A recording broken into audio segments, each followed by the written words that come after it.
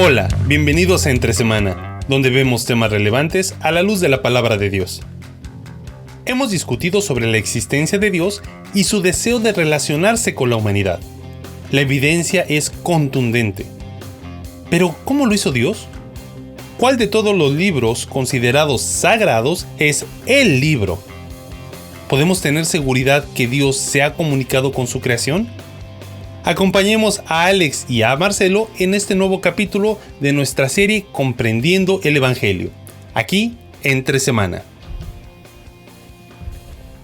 Hablando acerca del Evangelio, ya es la tercera semana en que estamos tocando este tema. Hablamos primero de qué es el Evangelio en general y luego hablamos acerca de las preguntas principales.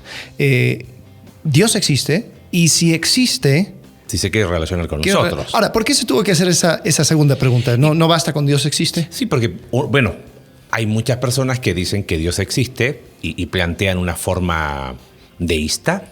Sí, creo que ese es el término correcto, donde, Dios existe, pero dijo adiós y no tiene ninguna intención de relacionarse con su creación. Lo cual es una...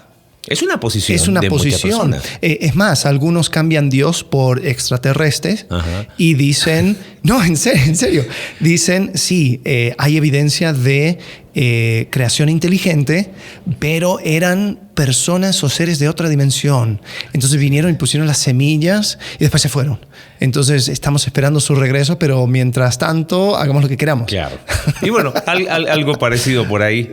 Pero sí, y creo que pude hablar con algunas personas que les pareció muy interesante el hecho de, a veces hemos, sin mala intención y con buenos deseos, tratar de reducir el Evangelio a un sistema, a una métrica determinada, y no necesariamente del otro lado está el mismo lenguaje o está el mismo piso en común. Sí. Entonces, partir tratando de responder esa pregunta que planteabas tú la semana pasada, es decir, pongámonos de acuerdo en lo básico para poder seguir construyendo. Claro, porque es sumamente injusto, yo creo, una pérdida de tiempo en realidad, hablar acerca de cosas asumiendo que Dios existe con una persona que todavía no ha establecido eso, porque entonces cualquier cosa que tú me digas, Juan 3:16, fantástico, el versículo resume el Evangelio de una forma hermosa, pero si yo no creo que Dios existe,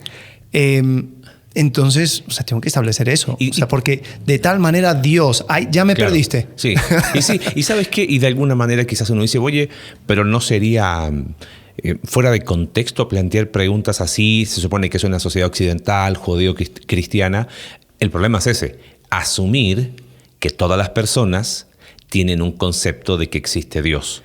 Claro. Y no necesariamente es así. Los estudios estadísticos muestran que la tendencia va en dirección contraria, hacia un agnosticismo de, mira, ni siquiera sé qué es Dios, entonces ni siquiera puedo decir si existe o no existe. Es como que esa es la tendencia hoy. Bueno, por ejemplo, en Estados Unidos hace unos meses salió una encuesta diciendo que si los no religiosos fueran una denominación, sería la denominación más grande de Estados Unidos. Mira, qué interesante. Entonces, ellos ya son la creencia religiosa dominante en Estados Unidos, los que no tienen religión.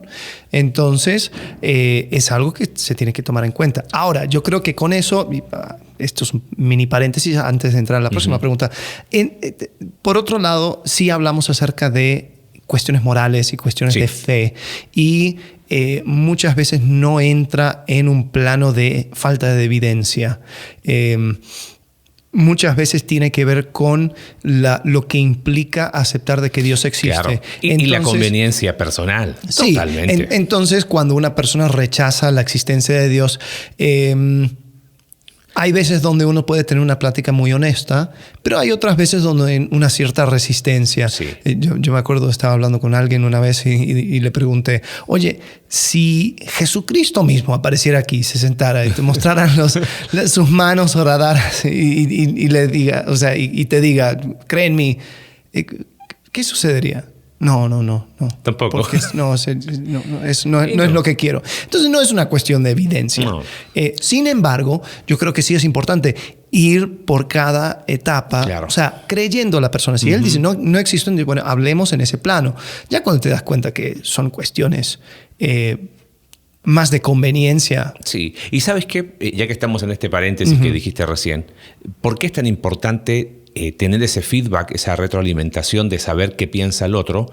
Porque el Evangelio responde a la dinámica de la comunicación, donde hay un emisor, hay un mensaje, hay un receptor. Entonces, si yo, como quien da el mensaje, no tengo el feedback necesario, voy a estar dando un mensaje a cualquier parte. Claro, claro. O sea, responde a la necesidad de tener una clara comunicación. ¿No? Citábamos el pasaje de Hechos, ¿no? Lo que decía el etíope, ¿cómo voy a entender si nadie me lo explica? Ajá. O sea, se necesita una contextualización, se necesita una explicación de decir, a ver, ¿dónde estamos parados en eso? Además, o sea, yo creo que hablamos el primer episodio hablando acerca del apóstol Pablo, y él toma a los griegos a su palabra. Claro. Oye, ustedes son muy religiosos. Sí, seguro que había un montón que no, nada religiosos, pero yo veo que son muy religiosos y veo que hay un Dios no conocido. Bueno, dado que son súper religiosos y que tienen un altar al Dios no conocido, aquí vengo usando tus valores, usando tus declaraciones. Así es. Para darte un poco más de luz acerca de ese Dios desconocido. Y ¿sabes qué? Y eso sí tiene relación con lo que tú decías recién, porque la pregunta que quedó del episodio anterior es, bueno, se quiere relacionar con nosotros, ¿cómo lo hace? ¿De qué manera? Es necesaria un contexto relacional para poder ver eso. O sea, si tú ves en los dos ejemplos que citamos recién, pero pensando específicamente en Pablo, para poder dar el mensaje, busca los puntos de conexión ahí en Atenas, ¿no? Para poder establecer un vínculo, una relación. Ustedes son religiosos, mira, adoran a este Dios. Fíjense, tenemos esto en común.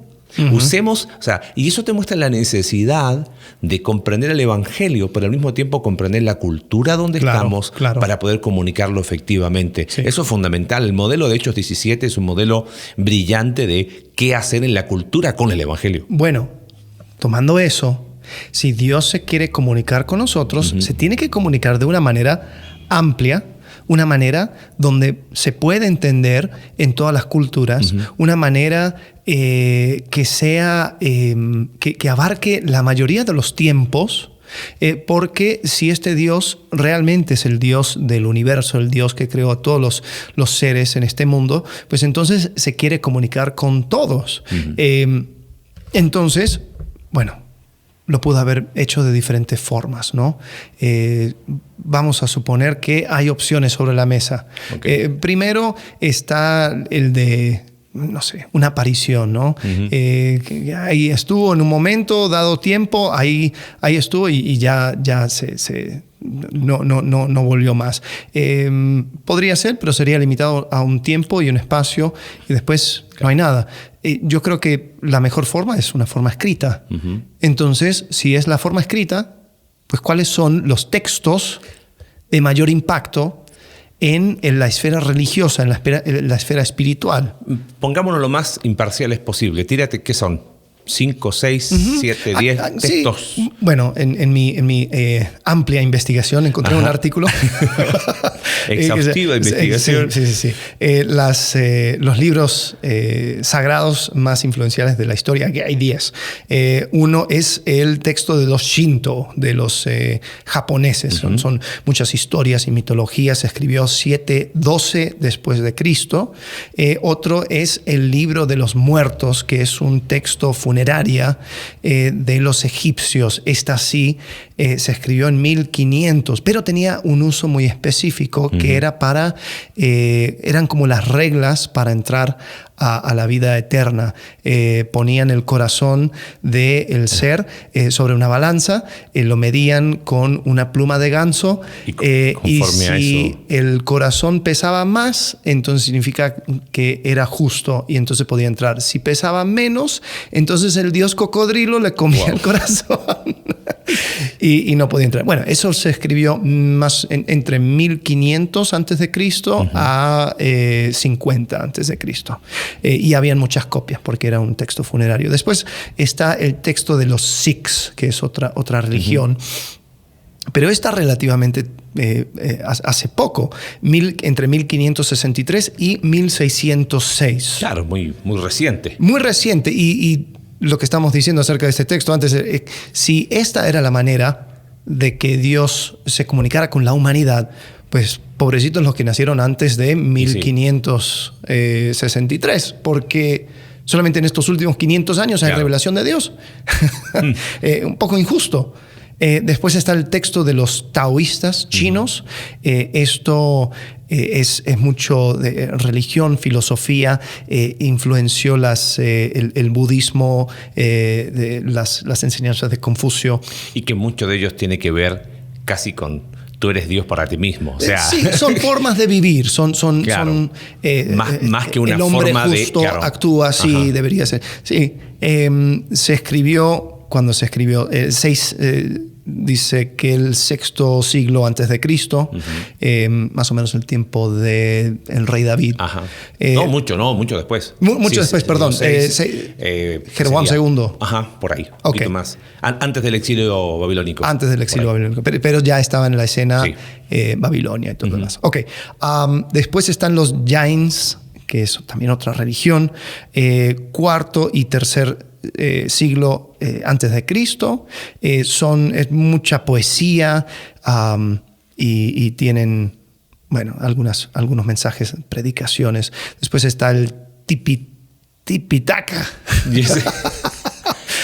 No es muy influencial porque es la primera vez que lo veo yo. ¿De dónde es este? Es el texto sagrado de los budistas, primer siglo antes de Cristo. Después, bueno, y el budismo en sí es una rama del hinduismo. Claro. Entonces, si esto fue revelación de Dios, entonces uno tiene que decir, bueno, ¿y entonces el hinduismo qué? Porque hubo un budismo. Proto-revelación y después, bueno, no sé. Después están los Vedas, estas son los hindúes, y esto fue entre 800 y 400 antes de Cristo. Muchos son historias, muchas son enseñanzas, procedimientos de bodas, ritos de sacrificios, cantos, y después está el Corán del Islam. 600 después de Cristo. 600 después de Cristo, y mucho es como que mete sus ganchos al judaísmo y cristianismo, porque habla mucho acerca. Entonces, el Corán toma todos los profetas del Antiguo Testamento. Sí, ellos son todos islámicos. Entonces, como que es como un. No sé. Es un rejunte interesante de un poquito de acá, un poquito de allá, con la perspectiva que ellos obviamente le quieren dar a la historia. Exacto. Entonces, bueno, hay un escrito que, spoiler, es la que yo creo que es la definitiva. Es la manera en que Dios se reveló. Y lo creo porque siento que reúne un montón de requerimientos. Es uno de los más antiguos. Es el más antiguo. Es el más antiguo en realidad, porque hay escritos, por ejemplo, o sea, las personas que critican la Biblia dicen, pues también está la épica de Gilgamesh, que parece mucho a esta historia de la Biblia, a esta otra historia de la Biblia. Están estos escritos de Ugarit, que parecen esta historia de Génesis o tal otra, pero no hay en otra religión un escrito tan amplio, tan abarcador. Que abarca tantas cosas. Entonces, si uno quiere ver la revelación de Dios para todos, a través de todos los tiempos, yo creo que el escrito que reúne todos esos requerimientos es la Biblia. Totalmente. Entonces... Y ¿sabes qué? En ese sentido, y te cuento algo muy, muy personal, en algún momento no sé si llamarle crisis de fe, pero fue estoy creyendo lo que estoy creyendo porque es lo que me dijeron mis papás toda la vida. Y sí. Fue como vamos a tratar de investigar, y qué bueno que hay personas que han investigado mucho antes que nosotros y saben 10.800 millones de veces más que nosotros y han puesto por escrito esas cosas, y el hecho de poder ver un documento que tiene, como decías tú recién, es abarcador, tiene aproximadamente, se escribió durante 1600 años, en distintas épocas, en distintos países, por más de 40 autores. No hay contradicción, hay continuidad. O sea, no estamos ante cualquier libro, diríamos estamos ante el libro. Y no es que es un escrito que es solamente para los élites, ¿no? No es un escrito que fue solamente un hombre. Por ejemplo, algo interesante del Corán, el Corán. Sí, Corán. A veces lo escriben con Q. No es ni español ni inglés. Anda a ver, si sabes árabe, ahí nos dices cómo decirlo. Bueno, en el Corán fue Mahoma, tradicionalmente, que lo escribió. Él solito. Bueno, después creo que con un conjunto de personas. Pero hubo muchas revisiones. Entonces, con el Corán, cuando se encuentran textos antiguos, porque fue evolucionando a tal punto donde dijeron, bueno, esta es la definitiva. Esta versión del Corán es la que es. Cualquier anterior queda desechado. Entonces, los arqueólogos, cuando encuentran, los arqueólogos musulmanes, que les importa mucho más la religión que la arqueología, cuando encuentran un Corán que es antes de la versión definitiva, en vez de ponerlo en un museo, en vez de ponerlo a estudiar, a la basura lo destruyen, porque dicen, esto no es una de las versiones permitidas. Muy diferente con la Biblia. Totalmente. O sea, podríamos estar hablando con la investigación exhaustiva que hiciste, dijiste, ¿no? Horas y horas hablando en ciertas cualidades que hacen a la Biblia un libro único. Mencionamos rápido 1600 años de tiempo en escritura, más de 40 autores, con una variedad desde personas de distinta nacionalidad, de distinto contexto, de distinta carácter.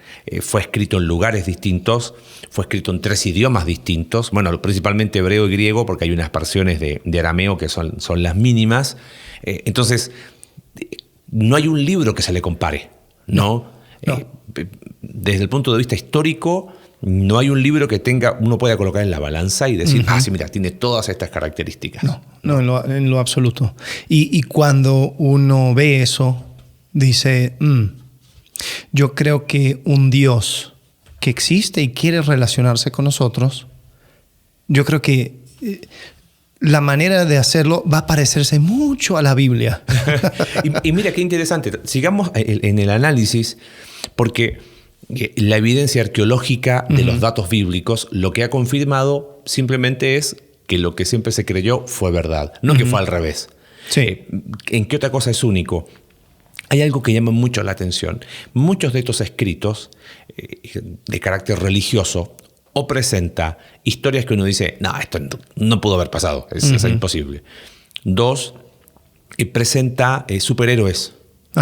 Presenta modelos, arquetipos perfectos. Y bueno, aquí ellos llegaron. Lleguen ustedes también. Bueno, una de las historias más influenciales de los hindúes es uno que se llama la Ramayana, que de hecho estuve viendo William Carey, uno de los misioneros más importantes a la India, es el que lo tradujo del hindú al inglés. Wow, qué interesante. Entonces, o sea, no solamente era un misionero, pero también él respetaba mucho la cultura hindú. Y seguramente fue la forma de conocer la cultura. Claro. Totalmente. Pero es súper interesante que esta historia es un personaje, es tipo Goku, en serio. O sea, de ahí lo sacan porque tiene piel azul. Okay. Él pelea con un monstruo de 100 cabezas. Creo que sí anda sobre una nube. Estás confundiendo quizás de historia. No, es en serio. Y es tan fantasioso que dices, ok, está bien, estamos en el mundo de la mitología. Claro, sí. Pero no es así con la Biblia. Y eso quizás hace de una característica donde hasta aquel que se considera ateo, demuestra, o sea, va ante la Biblia y debe reconocer, y así es, hay un hombre que en su momento se profesó ser cristiano y dijo que ahora no, pero él es un estudioso del Nuevo Testamento. Y él dice, ante la evidencia no puedo decir que este es un libro fantasioso. Este es el mejor documento respaldado de la historia. Entonces, presenta personas reales, en historias reales, con virtudes, con defectos, con un montón de cosas que es más, tú lo has dicho muchas veces predicando, te presenta al mundo al revés. Sí. Es como que uno esperaría que la historia tome una dirección y de repente tome una dirección totalmente distinta. ¿Por qué? Porque es la historia de Dios. Bueno, es ese tema más adelante, ¿no? De qué trata la Biblia, pero pero las características singulares que hacen de la Biblia un libro único, ¿no? Colocándolo, como dijiste tú recién, en ese listado sobre la mesa. Y uno dice, bueno, pero ustedes ¿por qué creen? Pero tratando de ser lo más objetivo posible, claro. Es única en su escritura, las características que dijimos geográficas, donde se escribió, idiomas, su circulación. O sea, ha sido, vayámonos a historia reciente, ha sido el libro más perseguido. Claro. O sea, es impresionante. Voltaire fue el que dijo, creo que esa historia es, no sé si es real o no. Tiene algo de eso, ¿no? Pero, es demasiado bonito como para ser.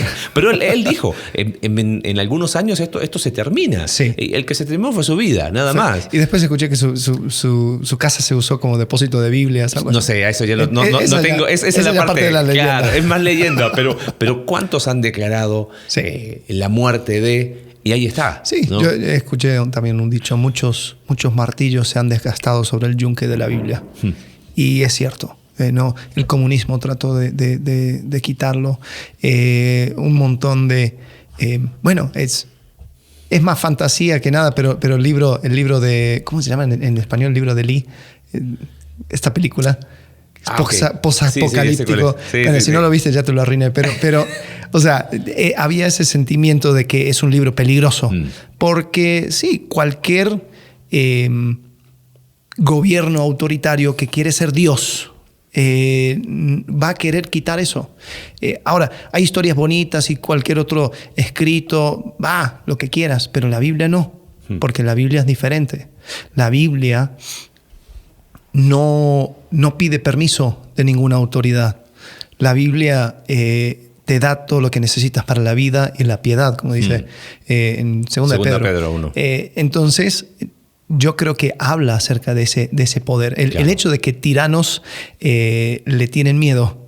Por algo es. Y de alguna forma responde a la línea de preguntas que hemos venido haciendo. ¿Existe Dios? Ok, existe.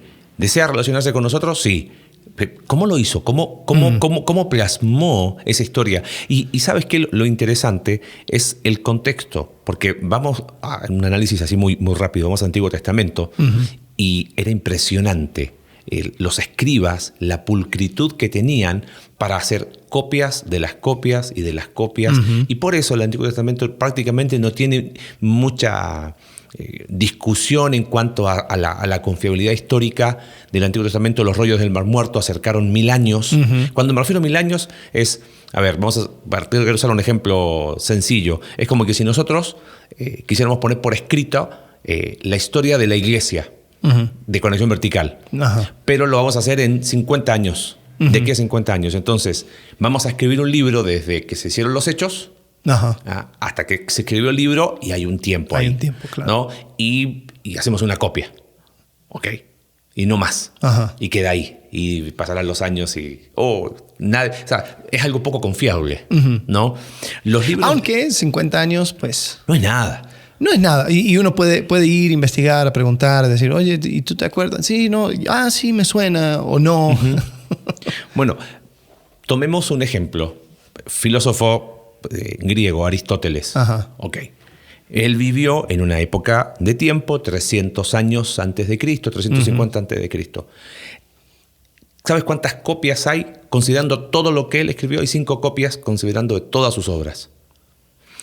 La más temprana tiene 1400 años. O sea, vivió Aristóteles y la copia que hay es del año 1100. Si es 300 años de Cristo, claro. 1100, 1400 años han pasado. Y hay 5 copias así de escritos. Y después han sido lo que ha seguido después. Y que ahora nadie, ningún profesor de historia, ningún profesor de filosofía va a decir Aristóteles se contradice, no hay confiabilidad histórica. O sea, se asume... O Aristóteles nunca existió. Es un mito. No, te expulsan. Sí. ¿No? Ahora, cuando vamos a la Biblia, estamos hablando de 5 documentos, pedacitos que hablan de Aristóteles. Cuando vamos a la Biblia, hay casi 6000 manuscritos. O sea, no hay forma de comparar. Y el tiempo en que se escribió y los más recientes son... lo más cerquita, cientos de años, 150 o un poquito menos. Creo que es el papiro de las copias. De las copias. Entonces, hay evidencia tan grande para reconstruir un texto que uno dice, oye, mientras más copias, mejor. Bueno, claro, y eso responde mucho a la crítica que se da a la Biblia, diciendo, bueno, es que la Biblia ha sido muy manoseado, cuántos reyes, y que la iglesia, algunos dicen, es que la iglesia católica, ¿qué cosas tienen en el Vaticano que escondieron? Que quién sabe. Entonces ellos tienen la copia dorada o la oficial, entonces ellos lo van cambiando según su conveniencia, pero eso no pudo haber sido. Porque cuando, supongamos, que hay un documento, si hacen esos 6,000 copias, yo trato de cambiarle una. No, ¿y el ¿Tú resto? crees que va a ser aceptado? No, Jamás. porque van a decir, a ver, hay 5,999 que no dicen lo que tú dijiste. No, y esos son de manuscritos, rechazados. sin contar lo que siguió después. O sea, estamos hablando de que si se coloca en la balanza no hay manera. Llega, técnicamente hay papiros, que son trocitos pequeños. Después están los mayúsculos, que son textos que tenían las letras griegas mayúsculas. ¿Viste? Ahí están los códices. De hecho, uno de los más famosos está en el Vaticano. Y está abierto a todo público para los investigadores. Después están los cursivos, que eran ya de mayor movimiento. Después están leccionarios, y aún hay versiones que se hicieron, qué sé yo, se tradujo al idioma siríaco en el año 400, 500. La peshita, ¿no? Y prácticamente es la misma. Sí. Entonces, es muy... Hablar de que se manipuló, claro, y todo eso. No tiene caso. Ahora, estamos hablando acerca del Nuevo Testamento. Nuevo Testamento. El Antiguo Testamento yo creo que tiene aún más confiabilidad porque hay toda una historia y una tradición. Si algo tienen los judíos son las tradiciones. Entonces todo responde. Es impresionante cuando uno se mete a las creencias judías, ya las cosas ya más específicas, ¿no? O sea, dicen, ¿por qué oramos por la mañana, por la tarde, por la noche? Bueno, porque nuestro padre Abraham oraba por la mañana, nuestro padre Isaac oró al mediodía, y nuestro padre Jacobo él oró por la noche. Entonces hay un montón de tradiciones que van respaldando también incluso cuestiones de texto donde dejando a un lado el mismo texto, el papel, o sea, porque también hubieron muchas copias. La misma forma oral. La misma forma de vivir respalda lo que está escrito.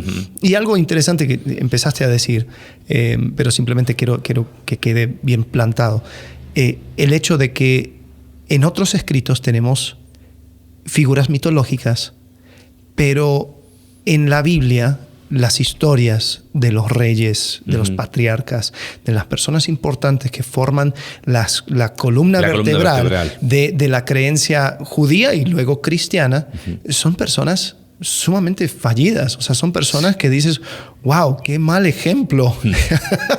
Que si esto fuera un resultado del patriarcado opresivo, cisgénero,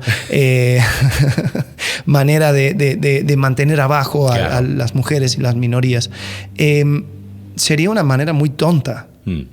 Porque ¿cómo me vas a hablar acerca de nuestro padre Abraham, después hablar de todas las burradas que se manda? Alguien que tuviera otra intención quitaría esas cosas. Totalmente. Y si quieres evidencia, espero que no me meta en problemas con esto, investiga los errores de Mahoma y a ver si está en el Corán. Investiga los errores de ¿cómo se llama este Smith?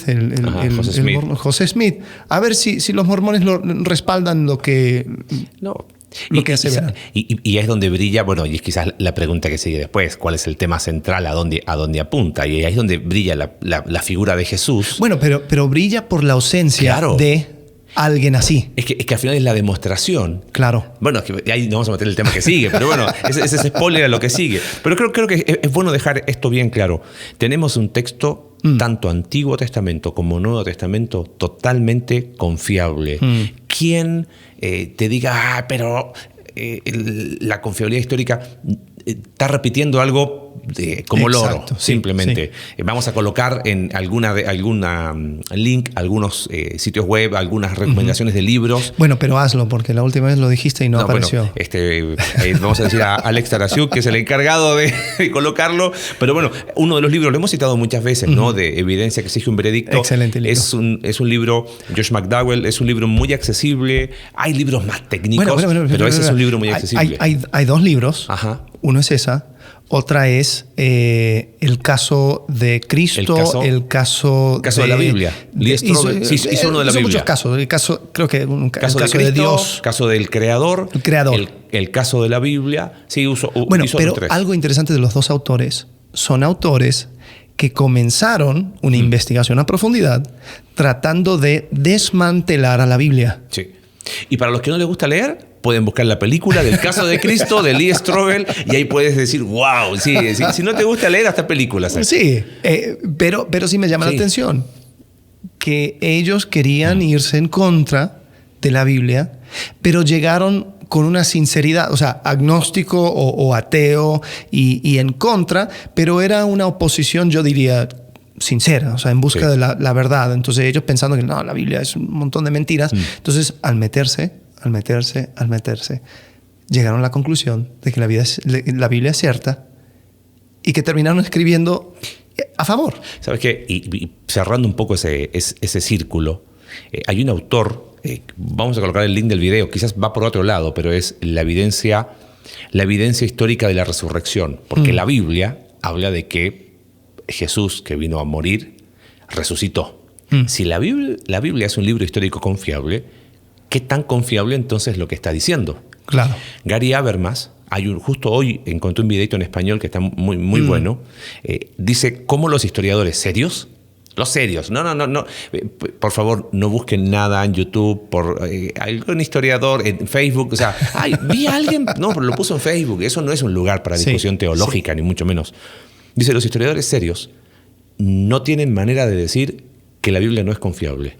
Y entonces él, un tipo muy brillante, este viejito, dice, eso demuestra que al final, en la raya final, decides no creer por una cuestión de fe y de conveniencia, como decías tú, moral. Claro. Porque al final, la evidencia de un texto confiable, de que tenemos en nuestras manos traducciones que son claras, que nos permiten decir, ¿sabes qué? Podemos entender. Y eso quizás lo más hermoso, porque la Biblia no es un libro, como dijiste tú, para elegidos, para iluminados. No es un libro secreto. Siempre has hecho esa analogía de open source, ¿no? No es algo como solamente algunos saben el código secreto de la Biblia. No, está tan a disposición que en realidad hace falta un poquito de honestidad intelectual y un corazón sensible para poder leerla y darte cuenta que Dios no solamente es real, que se quiere relacionar con el hombre y que lo hace de una manera accesible a todos. Sí, y creo que es difícil o no... Es difícil aceptar eso porque vamos a suponer que Dios sí se quiere relacionar con nosotros, pero se relaciona con nosotros a través de el libro secreto de la magia negra que solamente se encuentra en una montaña en Afganistán. Entonces, ahí nosotros nos quedamos con... problema. El mismo Deuteronomio lo dice. ¿Quién nos traerá la ley? ¿Quién nos traerá la revelación de Dios? ¿Quién irá por nosotros? Y de esa manera la responsabilidad no está en nosotros. Simplemente es como que, bueno, quisiera entrar en las profundidades de Dios, en lo espiritual, en todo ese mundo, pero no puedo. La verdad, la revelación de Dios está muy a la mano. El mismo Deuteronomio lo dice, Romanos lo dice, en tu boca y en tu corazón. Entonces, eso crea sobre nosotros pone sobre nosotros la responsabilidad de conocerle. Porque Él ya se dio a conocer. Entonces, la pregunta es, ¿vas a ser honesto de manera intelectual al responder la pregunta si Dios existe? Al responder la pregunta que si Dios se quiere relacionar con nosotros, y al responder que si quiere relacionar con nosotros, viene por algún escrito la evidencia apunta a que es la Biblia. Y si es la Biblia, ¿vas a darte la tarea de conocer la Biblia? Y ahí está. Muy bien, bueno, seguimos. La próxima semana vamos a entrar al tema de la Biblia y vamos a hacer una pregunta acerca del tema central de la Biblia. ¿De qué trata? ¿A dónde apunta? Y porque esa es la manera. Bueno, sí, llegamos ahí, pero ¿a dónde vamos después de eso? Correcto. Okay. Bueno, eso lo dejamos para la próxima semana. Sí. Gracias. Adiós. Gracias por acompañarnos en un capítulo más de Entre Semana. Recuerda que puedes seguirnos a través de nuestra página web Iglesia Conexión Vertical /Entre Semana, Spotify, Apple Podcast y Google Podcast. Hasta la próxima.